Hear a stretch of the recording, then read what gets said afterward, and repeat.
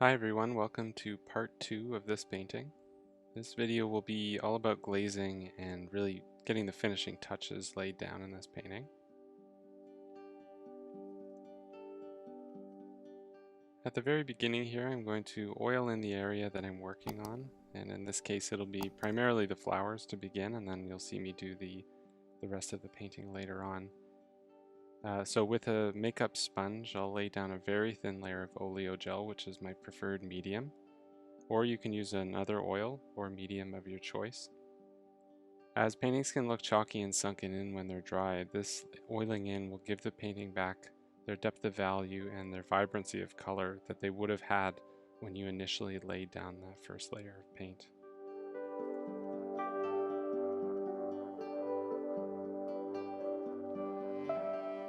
After I get the oiling in down, I'll start to glaze / repaint the areas of the flower that I think are just looking off or don't have that glow that some light flowers can have. I'm sure at this stage to mix my colors very carefully as well. As I mentioned in the last video, that layer underneath is acting as a roadmap for where I want to go with this next layer.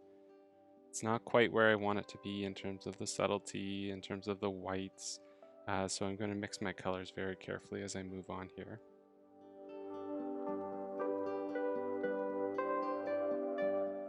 But let's talk about glazing here for a minute. As a definition, glazing is a transparent layer of paint that you put over a dried layer to subtly change its appearance. Paintings can look great with or without a glaze. It all just depends on how you want it to look in the end and what your painting style is. For this painting, for example, I'm interested in capturing the soft and subtle color changes, so glazing works really well for this.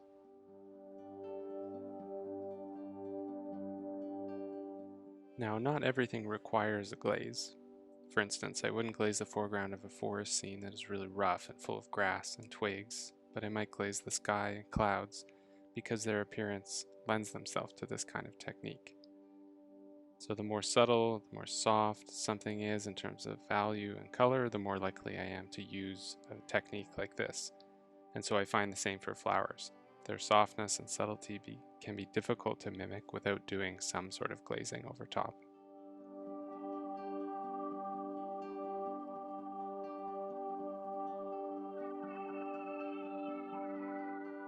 In addition to oiling in, I'll also add a bit of glazing medium to each pile of paint as I go.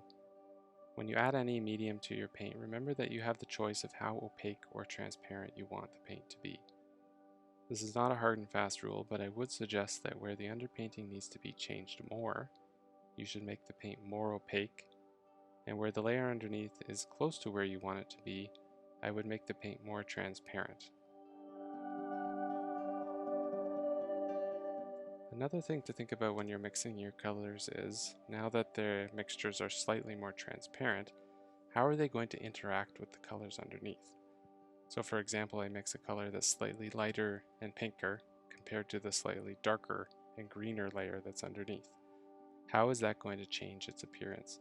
What's going to happen optically when the layer underneath is showing through a little bit and you have a little bit of that top layer showing as well? How are they going to interact visually?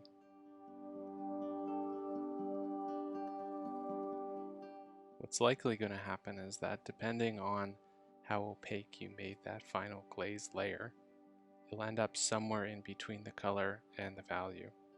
So if it's pink going over top of green, you might end up a little bit more neutral.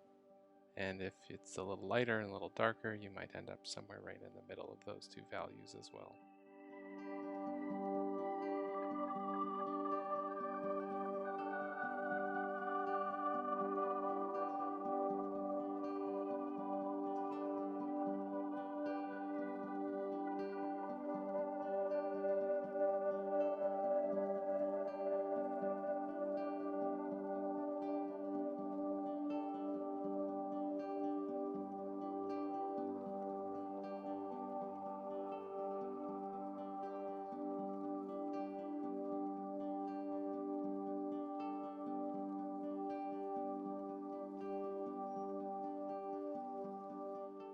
You can see here I'm oiling in the painting one more time, and at the very beginning of this clip you can see how spotty and uneven the paint is. It's hard to get an idea of what the value or the color even is at that point. So oiling in is really beneficial with this part of the painting.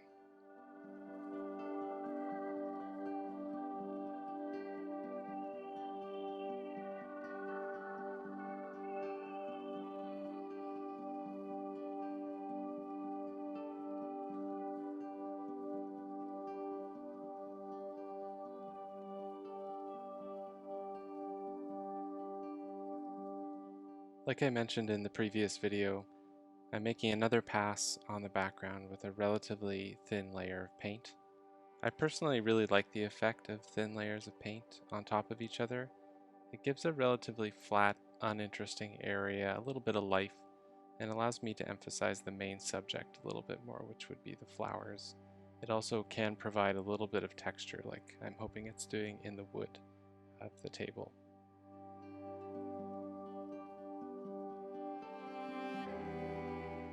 Thanks again for watching my video. I hope you enjoyed it. If you liked it, please consider sharing and subscribing. It really helps out the channel. And thanks again. See you next time.